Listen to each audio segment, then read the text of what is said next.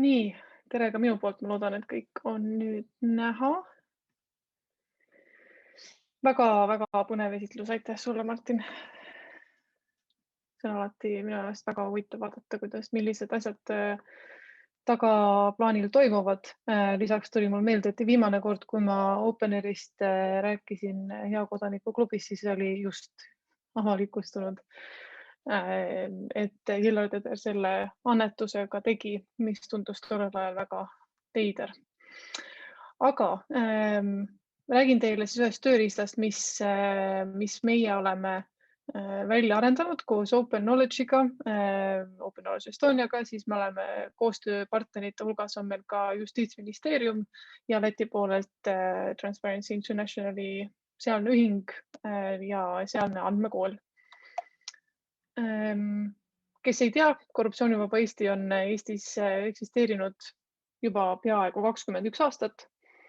Aga eks meie sellised huvid ja fookusteemad on kindlasti muutunud. Eelkõige tegeleme me huvikaitsega selles suunas, siis et Eesti seadused ja praktika oleksid võimalikult korruptsiooni ennetavad ja ise tegeleme ka korruptsiooni sellise teadlikkuse tõstmise ja ennetamisega selle kaudu.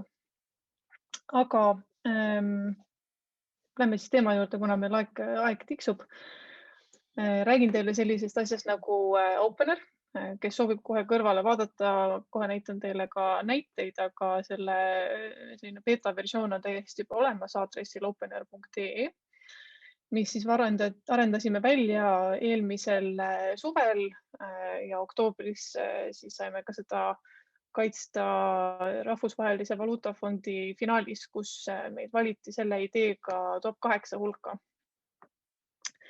Ja see keskendub sellisel põneval teemal nagu riigihanked. Võib-olla selline ei tundu just kõige seksikam teema, aga ta on oluline ja miks ta on oluline, on see, et rahvusvaheliselt on näiteks ÜRO arvanud või siis hinnanud, et hangete puhul läheb iga-aastaselt kaotsi 10–25% kogu summast või kogu eelarvest.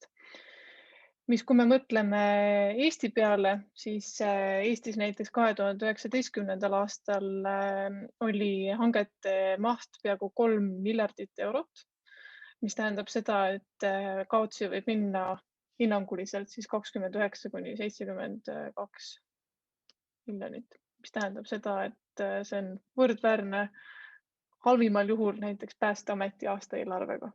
Nii et igati väärt valdkond, kus ikkagi läbipaistvust suurendada ja üritada ka siis tekitada seda õigemini demonstreerida, kuidas ja miks on avaandmete kasutusele võtmine kasulik ka teistele organisatsioonidele ja inimestele. Natuke sellest ka, mis on mujal tehtud ja mis meil võib-olla sellise esialgse tõuke, väikse eeskuju andis. Meil on siin hangete puhul on Euroopa Liit selles mõttes tore, meil on registrid järgivad üpris sarnaseid standardeid. Nii et näiteks vasakul pool näete Open Tender Estoniat, see on siis meie riigi kohta tehtud uuring ja siin on kõik Euroopa riigid olemas sellel saidil. Peale selle, et siin on siis kõik sellised suuremad selles TED saidil olevad hanked on esindatud, siis on ka tehtud erinevaid indikaatoreid, mida meie ka oleme siis omakorda kasutusele võtnud. Eesti puhul me näeme siin, et siin on kõige suuremad probleemid on siis perioodid, mille jooksul otsus tehakse ja kui kaua need on avalikud. Lisaks on palju neid, kus on siis ainult üks pakkuja. Et need on ilmselt ka Eesti väiksusega mingil määral siin seotud. Ungari Transparency International on arendanud välja sellise saidi nagu Red Flags, kus siis on erinevad, iga hanke kohta luuakse erinevad punased lipukesed, mis siis näitavad erinevaid selliseid ohukohti ja siis selle järgi saab neid hankeid ka filtreerida. ja üks selliseid suuremaid põnevamaid asju on tehtud Ukrainas. Algselt siis loodi ProZorro juba 6-7 aastat tagasi, mis siis nüüdseks on võetud riigi poolt üle kui selline keskne hankeregister. Aga selle järelarendus ToZorro kasutab masinõpet. Seal on siis välja masinõppe kaudu on ära filtreeritud, mis on need peamised punased lipud, mis tegelikult ka selles Ukraina kontekstis on kõige ohtlikumad. Kui tekib teatud hulk punaseid lipukesi, siis suunatakse see hanke ülevaatamisele selleks koolitatud spetsialistidele, kes on siis erinevad MTÜ-d ja vabaühenduste liikmed. Ja siis nemad saavad üle vaadata, et kas see on põhjendatud risk või on siin tõesti midagi, mida peaks uurima. Meie oleme siis võtnud natukene omamoodi lähenemise, tegime koostööd Eesti ja Läti andmete vahel. Ja mis meie oleme kokku pannud, on riigihangete register, erakondadele tehtud annetused ja äriregister. Sellest, millised probleemid sellega seotud tulid, just mis on seotud hangetega või seotud andmetega konkreetselt, milliseid andmevigu me avastasime, kui keeruline oli erinevate riikide andmestikke kokku panna, kui keeruline isegi Eesti-siseseid andmestikke kokku panna. Sellest räägime lähemalt neljapäevasel ühel väiksemal andmetöötoal, millest ilmselt Sille siin lõpus ka räägib lähemalt. Aga nii palju siis öeldud, et need on need peamised allikad, millele me toetusime. Me oleme kõik ilusti ka GitHubi üles pannud, kõik avatud kood, nii et kasutage seda, kuidas soovite. Andmestiku osas, mis ei ole avalik, on äriregistri andmestik, sest selleks pidime me sõlmima lepingu, et sellele andmestikule ligi saada. Muidu peab ju selle eest maksma. Ja näitan teile seda lehekülge ka lähemalt, aga mõte on siis selline esmane point on see, et saab luua enda filtreid, et kui räägime siin sellest, kuivõrd suur on andmestiku hulk, kui palju peab läbi töötama selleks, et sealt lugu leida. Just mõtleme siis ajakirjanikele või siis ka õiguskaitsele. Et siin on siis loodud see, kus me oleme kogu selle eeltöö ära teinud, andmestiku pannud omavahel rääkima, kõnelema ja siin on võimalik siis erinevaid filtreid luua selleks, et välja selekteerida endale huvi pakkuv. Siin näitena on siis pandud filtritena see, et peab kestma või hange on avalik olnud 11 päeva, mis on väga lühikene aeg. Maht on suur, üle 100 000 euro. On ainult üks pakkuja ja selle pakkuja poolelt on siis olnud ka annetusi mõnele erakonnale viimase ja järgneva 12 kuu jooksul. Ja sellega on leitud näiteks 6 hanget, et väga sellised konkreetsed näited siin, väga konkreetsed filtrid ja tegelikult tuleb siit erinevaid asju välja küll. Ja muidugi selline ette ka kindlasti öelda sellele, et see kindlasti ei tähenda, et ükski nendest 6 hankest siin oleks tegu korruptsiooniga. Kuidas see ikkagi OpenAI mõeldud on, et ta oleks tööriist erinevatele, ka siis uurivatele ajakirjanikele või ka lihtsalt nendele, kes ise koostavad hankeid, need, kes on huvitatud niisama hankeid uurimast ja tahavad sellega ringi mängida, et sealt ise siis edasi minna. Meie hinnanguid sellele ei anna, kas siin on tegu millegi korruptiivsega või mitte. Pigem leiab siis huvide konflikte, kui see on võimalik. Ja näitan siit ka paari asja teile.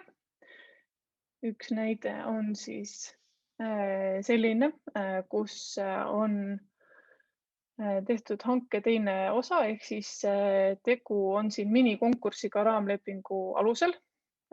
Sel juhul on ka loogiline, et siin on ainult üks pakkuja, sellepärast et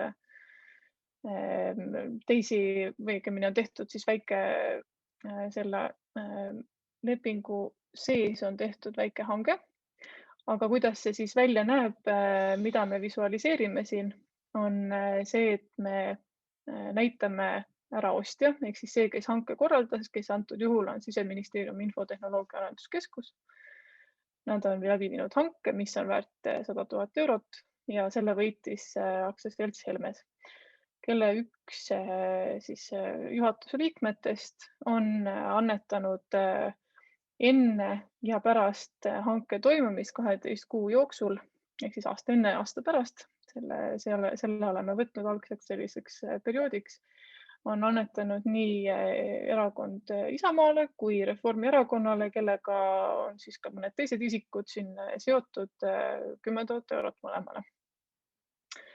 Et siit lähemale saada vaadata, siis me saame ka vaadata lähemalt seda isikut, kes selle annetuse tegi ja näeme, et ta tegelikult on siin näiteks annetanud päris mitmetele selle perioodi jooksul 3 erinevale erakonnale. Aga samas seda saab siis edasi vaadata. Ja ühe näite toon teile siit ka sellest, kuidas on ostnud või õigemini võitjaks osutunud välismaine firma. Meie ideaal oleks selline, kui me saaksime siia süsteemi sisse liidestada kõik erinevate maade äriregistrid. Praegusel hetkel, kui see hange on siin toimunud, Põhja-Eesti Regionaalhaigla on endale ostnud Afereesi süsteeme ja lahuseid.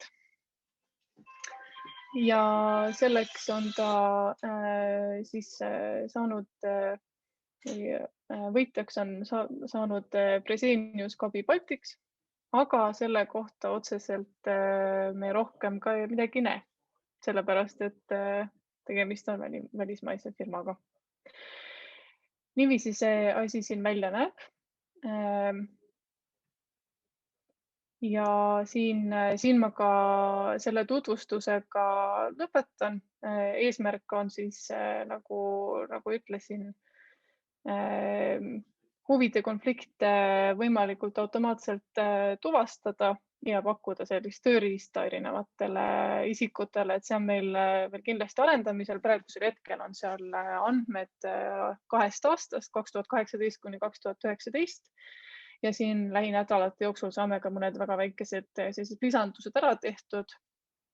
Aga peamiselt, mis me siis sellest teha soovime, on see, et lisada sinna andmed 2013. aastast ja lisada veel mõned filtrid selliseks, et seda saaksid kasutada siis kõik ja ka sellises, et see reaalajas ka pidevalt uueneks.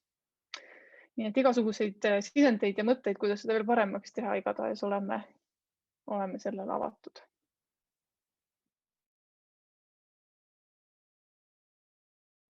See on väga lühikene lugu, lihtsalt väike selline tore leid. See on nüüd aastast 2019 kirjutatud lugu sellest. Minu teada sinnamaale see ka jäi, et seal midagi otsest ei avastatud, aga lihtsalt, et kuidas seda oleks saanud siis avastada oluliselt kergemalt. Siin oli siis lugu sellest, kuidas Mustamäe linnaosa vanem ja Riigikogu liige Lauri Laats oli võitnud siis umbes 3 korral 200 000 euroseid hankeid Tallinnas. Võid panna järgmise slaidi. Kui me lähme riigihangete registrisse, siis me põhimõtteliselt jõuame selleni, et seda hanget me siin ka näeme ja me näeme neid pakkumusi. Aga seda sinnamaani oleks siis pidanud ka kuidagi jõudma või konkreetselt seda otsima. Ja kui me nüüd lähme järgmisele slaidile, jõuame OpenAI juurde, siis see tuli täiesti ka filtriga välja põhjusel, nagu me siin paremal poolel näeme, et Lauri Laats on ka samal ajal siis Keskerakonnale teinud annetusi. Ja selline kiire visuaal siin olemas on. Et üleüldiselt muidu on näha, et see on avatud protseduuriga hanke. Siin on päris pikk aeg, 36 päeva, mille jooksul hanke pakkumisi sai esitada. Seal on mitu pakkujat, et seal ei paista nagu selles mõttes muid ohukohti selliste indikaatorite põhjal olevat, küll aga oleksime selle looni siit kaudu päris kiiresti jõudnud, et loodetavasti saame me seda OpenAI aina rohkem täiustada.